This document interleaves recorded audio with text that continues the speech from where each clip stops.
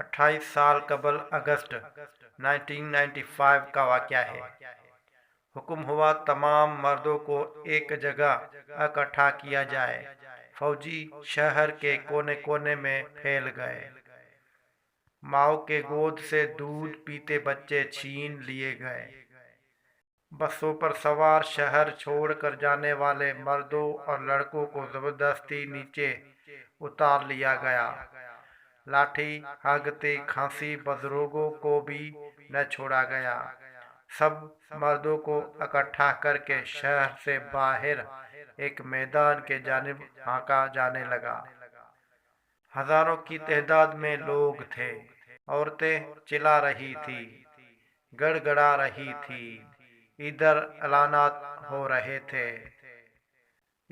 اعلانات ہو رہے تھے، گھبرائیں نہیں، کسی کو کچھ نہیں کہا جائے گا۔ جو شہر سے باہر جانا چاہے گا اسے بحفاظت جانے دیا جائے گا۔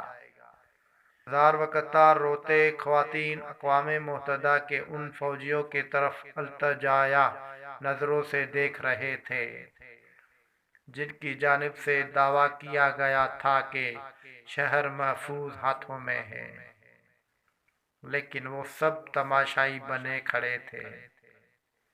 شہر سے باہر ایک وسیع و عریض میدان میں ہر طرف انسانوں کے سر نظر آتے تھے،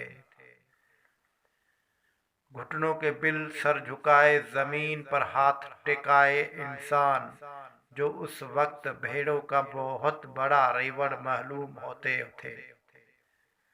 10,000 سے زائد انسانوں سے میدان بھر چکا تھا۔ ایک طرف سے آواز آئی، فائر! سینکڑوں بندوقوں سے آواز بیک وقت گونجی، لیکن اس کے مقابلے میں انسانی چیخوں کی آواز اتنی بلند تھی کہ ہزاروں کی تعداد میں برسنے والی گولیوں کی تڑتڑاہٹ بھی دب کر رہ گئی۔ ایک قیامت تھی جو برپا تھی۔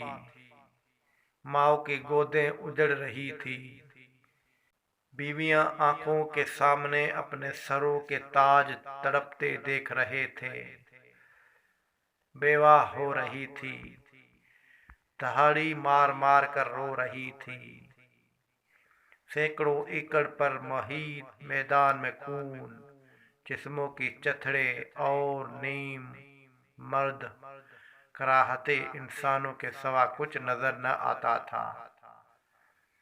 شیطان کا خونی رقص جاری تھا اور انسانیت دم توڑ رہی تھی۔